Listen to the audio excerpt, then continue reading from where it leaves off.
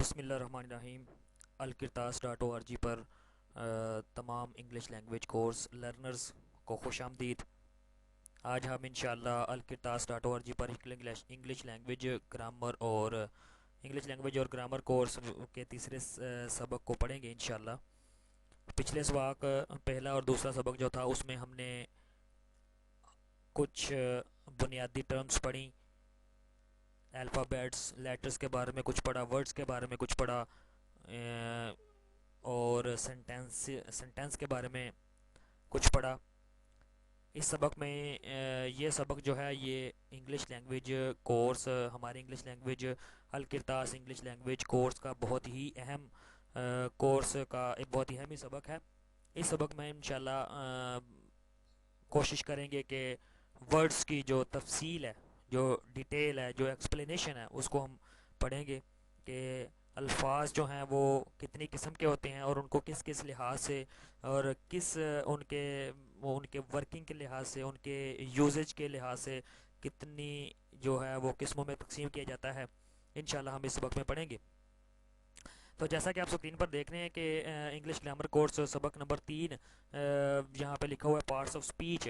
تو اس parts of speech کو سمجھنے سے پہلے ہم تھوڑی سی میں تمہید باندھتا ہوں کہ پارٹس آف سپیچ ہے کیا۔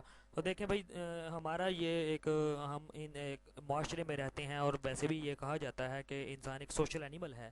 تو اس معاشرے میں مختلف قسم کے لوگ رہتے ہیں، اور جو ہر کام ہر جو شعبے کا شخص ہے وہ اپنا ایک علیحدہ روزگار رکھتا ہے، علیحدہ ایک پروفیشن رکھتا ہے۔ تو اس لحاظ سے اگر ہم اپنے ارد گرد کے ماحول کو دیکھیں تو کوئی کپڑے سی رہا ہے، کوئی جوتے گانٹ رہا ہے، کوئی موچی ہے، کوئی ترخان ہے، کارپینٹر ہے جسے ہم کارپینٹر کہتے ہیں انگلش میں، اسی طرح کوئی ریڈی والا ہے، کوئی دکاندار ہے، یا اس کے علاوہ کوئی کمپیوٹر آپریٹر ہے، کوئی آفس ورکر ہے۔ تو ہر شخص کا جو ہے نا وہ جو اپنے روزی کمانے کے لیے ایک علیحدہ سے پروفیشن اڈاپٹ کر رکھا ہے۔ تو اس بات سے ہمیں یہ پتہ چلتا ہے کہ انسانوں نے جو کام اڈاپٹ کر رکھے ہیں ان کو ان کے کام کے لحاظ سے مختلف شعبوں میں تقسیم کیا گیا ہے۔ جیسے کوئی موچی ہے تو کوئی ترخان ہے، تو کوئی آفس ورکر ہے، کوئی مینیجر ہے، تو کوئی کپڑے سینے والا ٹیلر ہے۔ اسی طرح اگر ہم غور سے دیکھیں تو الفاظ کو بھی ان کے یوزیج کے لحاظ سے، سنٹینس میں یعنی جملے میں ان کے استعمال کے لحاظ سے مختلف قسموں میں تقسیم کیا گیا ہے، جنہیں پارٹس آف سپیچ کہتے ہیں۔ یعنی مختلف الفاظ کو مختلف طریقوں میں مختلف طریقے سے سنٹینس میں یوز کیا جاتا ہے۔ تو یہاں پہ پارٹس آف سپیچ یہ واضح طور پر لکھا ہوا ہے، یعنی الفاظ کو استعمال کے لحاظ سے مختلف قسموں میں تقسیم کیا گیا ہے، ان کو پارٹس آف سپیچ کہتے ہیں۔ پارٹ کا مطلب ٹکڑا اور سپیچ کا مطلب زبان ہے، یعنی زبان کو جو الفاظ ظاہر بات ہے زبان جو ہے وہ الفاظ سے ہی مل کر بنتی ہے۔ جب آپ کے پاس الفاظ ہی نہیں ہوں گے تو آپ اپنا میسج جو ہے نا وہ دوسرے شخص تک کنوے نہیں کر سکتے۔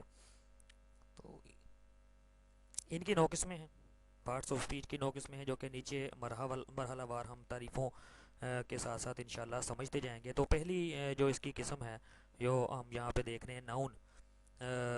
یہ ناؤن ہے، اس کو اردو زبان میں اسم بھی کہا جاتا ہے، یعنی کسی بھی جگہ، چیز یا شخص یا کسی ہستی کے نام کو آپ ناؤن کہہ سکتے ہیں۔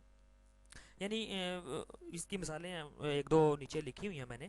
مثال کے طور پر پاکستان ہے تو پاکستان ایک جگہ کا نام ہے، اسی طرح اسلم ایک شخص کا نام ہے، جبکہ ٹیبل ایک چیز کا نام ہے، اور گاڈ جو ہے یہ ایک ہستی کا نام ہے۔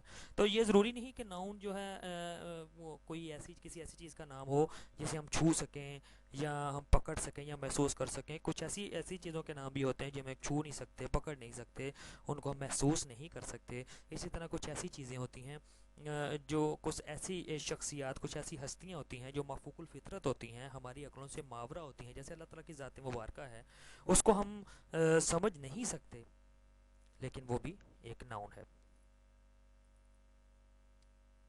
دوسرا جو ہے وہ پروناؤن ہے، جیسا کہ یہاں پہ اس کی ڈیفینیشن لکھی گئی ہے کہ یہ لکھتے یا بولتے وقت ناؤن کے بار بار استعمال سے بچنے کے لیے ناؤن کی جگہ پہ استعمال کیے جاتے ہیں تاکہ بولنے اور لکھنے میں خوبصورتی برقرار رہے۔ جیسے کچھ نیچے میں نے مثالیں دی ہوئی ہیں، ہی، شی، اٹ، وچ اور وین وغیرہ۔ ویسے اس کی تفصیل میں جب ہم پروناؤن کو تفصیل سے پڑھیں گے تو انشاءاللہ ہم اس کی ڈیٹیل بھی پڑھیں گے کہ یہ پروناؤن جو ہے وہ اس کی کتنی قسمیں ہیں اور یہ کس کس لحاظ سے کہاں کہاں پہ کس کس سینٹینس میں کس طریقے سے یوز ہوتا ہے. یہاں پر صرف اس کی ڈیفینیشنز ہی ہم پڑھیں گے تاکہ پہلے ہم نو قسمیں جو ہیں یہ پارٹس آف اسپیچ کی ان کو پہلے پڑھ لیں, پھر اس کے بعد انشاءاللہ ہر ایک جو پارٹ آف اسپیچ ہے اس کو علیحدہ سے ہم ڈیٹیل سے پڑھیں گے, اور پھر یہ ہمارا ایک پورا ٹاپک ہے پارٹس آف اسپیچ کا. اور انشاءاللہ اس کو سمجھنے کے بعد آپ محسوس کریں گے کہ ہمیں انگلش لینگویج کا ایک جو ایک واضح ترین حصہ ہے, جو کہ امپورٹنٹ ترین حصہ ہے, وہ ہمیں سمجھ میں آ گیا. انشاءاللہ جب آپ اسے سمجھ لیں گے تو آپ کو سینٹینس کا سٹرکچر سمجھنے میں بہت زیادہ آسانی ہوگی. تو یہ آج کا ہمارا سبق نمبر 3 تھا. انشاءاللہ ہم اگلے سبق میں کچھ ڈیفینیشنز اور پڑھیں گے اور انشاءاللہ ان کو ڈیٹیل سے پڑھیں گے, اور پھر اس کے بعد اللہ خیر کرے ان کی تفصیل پڑھیں گے.